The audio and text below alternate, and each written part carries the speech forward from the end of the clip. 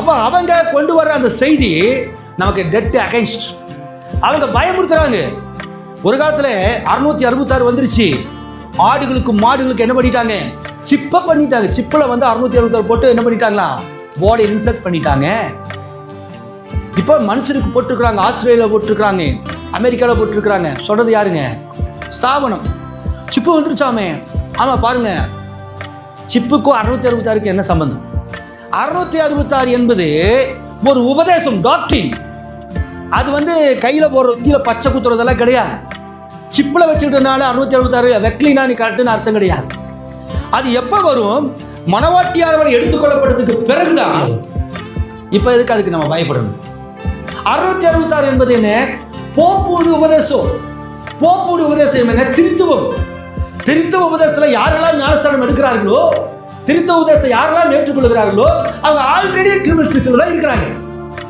புரியுதுங்களா? ஏன் கத்தோலிக்க சபையின் உபதேசம்?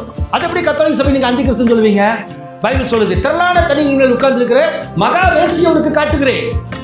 வெளிப்படுத்தல் 14ஆம் அதிகாரம் இல்லைங்களா? திரளான தனிகள் மேல் உட்கார்ந்து இருக்கிற மகா வேசியவனுக்கு காட்டுகிறேன். அவர்களுடைய கூட பூமியின் ராஜாக்களும் என்ன செஞ்சாங்க? அவருடைய குமார்த்திகளும் அவ்வளோ பின்பற்றினாங்க இருக்குது. இப்போ கத்தோலிக்க சபையில் தான் மெத்தடிஸ்ட் வந்த லுத்தரன் வந்தாங்க, லுத்தரன் மெத்தடிஸ்டுகள் வந்தாங்க, மெத்தடிஸ்ட் பெண்டிகாஸ்ட் வந்தாங்க. இது கடையில் 1008 சபை ஸ்தாபனங்கள் வந்தாச்சு. அத்தனை பேரும் திருத்துவ ஞானஸ்தானம் தான். எங்க பிஷப் சொன்னாரு, நாங்கள் இத்தனை வருஷம், அவருக்கு தெரியாதா? 7 வருஷம் அவர் படித்திருந்தார். நீங்கள் புறப்பட்டு போய் சகல ஜாதியும் சீசராக்கி பிதா குமாரன் பரிசுத்தாவி நாமத்தில் ஞானஸ்தானம் கொடுக்க இயேசு சொல்லியிருக்கிறாரே. கேள்வி நியாயமா தான் இருக்குது. இயேசு சொன்னார், ஒருவன் என்னை பின்பற்ற விரும்பினால் அவன் தன்னைத்தானே வெறுத்து சிலுவை எடுத்து முன்னாடி வா அப்படின்னா, ஒரு மர சிலுவை செஞ்சு காலையில் போகும்போது சிலுவை சுமந்துட்டா போறோம். இயேசு சொல்லியிருக்கிறாரு, சிலுவை சுமக்க சொல்லி. உன் கண் உனக்கு இடம் உண்டாக்கினால் அதை பிடுங்கி போடு. எந்த பாஸ்டர் அதை செஞ்சிருக்காங்களா? எல்லா பார்வையும் பார்க்கறது யாரு? பாஸ்டர் தான் இல்லைங்களா? அந்த மாதிரி இருக்கிறாங்க. அவங்க கண்ணு பொல்லாத கண்ணுங்க. உன் கண் உனக்கு இடம் உண்டாக்கி செஞ்சிடும் கொடுக்கணும். எந்த பாஸ்டர் போடுற சொல்றாரா? இயேசு சொன்னார் தானே, அதை இயேசு தானே சொன்னார். இல்லை பிரதர், அதாவது ஆவிக்குரிய அர்த்தம். கண்ணை வந்து நம்ம தப்பான காரியத்திலிருந்து விலக்கிக்கணும், கையை வந்து நம்ம தப்பான காரியத்தை எடுத்துக்கணும் அப்படின்னு அதோடைய அர்த்தம். உண்மைதான்.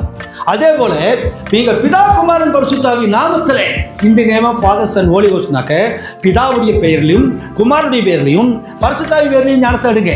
அப்ப பிதாங்கிறது பேர் கிடையாது, குமாரனுங்கிறது பேர் கிடையாது, பரிசுத்தாவியும் பேர் கிடையாது.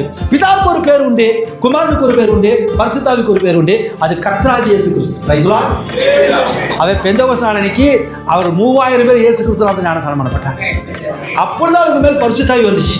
பைபிள எந்த ஒரு இடத்துலையுமே பிதா குமாரன் பரிசுத்தாவி நாமத்தில் ஞானஸ்தானம் கொடுத்ததாகவோ எடுத்ததாகவோ நீ காட்டவே முடியாது. காட்டினா இப்பவே உங்களுக்கு 1 லட்சம் இப்பவே எடுத்து கொடுக்குறேன். பிதா குமாரன் பரிசுத்தாவி நாமத்தில் ஞானஸ்தானம் கொடுத்துருக்காங்க பிரதர், பைபிள் இருக்குது. இல்லை எடுத்திருக்காங்க பிரதர், பைபிள் இருக்குது. யாராவது ப்ரூவ் பண்ணா, எந்த பாஸ்டர் ப்ரூவ் பண்ணா 1 லட்ச ரூபாய் இப்பவே நம்ம கொடுத்தலாம். முடியுமாங்கனால முடியாது. ஆனா பைபிள்ல இயேசு கிறிஸ்து நாமத்தில் தான் ஞானஸ்தானம் கொடுத்துருக்காங்க. அல்லேலூயா. ஸோ ஆகவே தான் நமக்கு அவங்களுக்கு வித்தியாசம் இருக்கு.